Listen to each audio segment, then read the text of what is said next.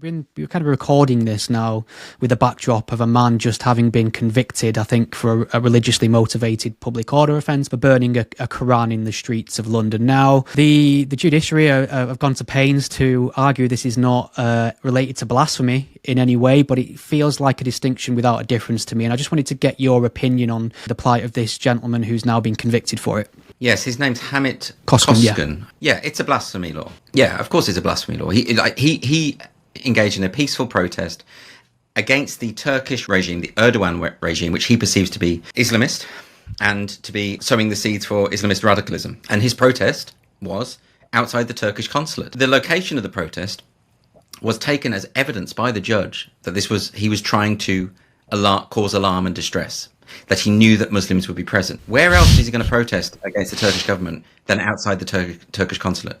It's the best place for that protest. The fact that that's then used in evidence against him is astonishing.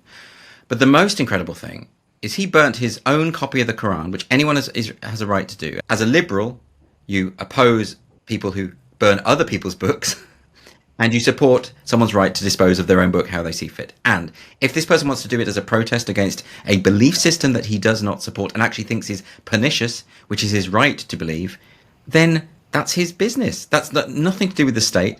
It is outrageous that he was even arrested for it. He wasn't calling for violence or engaging in violence. This was a peaceful protest. The only way it could be proven in court that it wasn't a peaceful protest is if it fulfilled the criteria of intending to cause alarm and distress.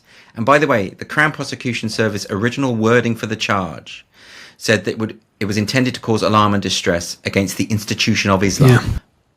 Not against Muslims, against the institution of against the faith. They had to change the wording because the Crown Prosecution Service had basically just invented their own law. They'd literally written it as a blasphemy law that does not exist.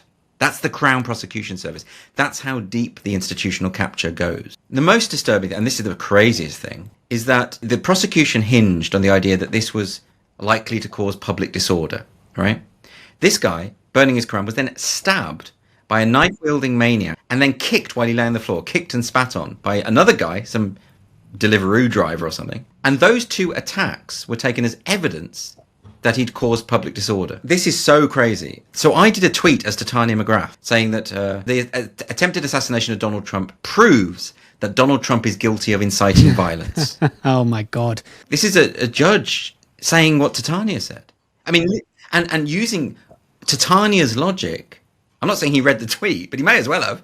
Using Titania's logic to prosecute someone, to victim blame, say, you need to be prosecuted for someone attacking you. It's the equivalent of saying, wasn't your skirt a bit short?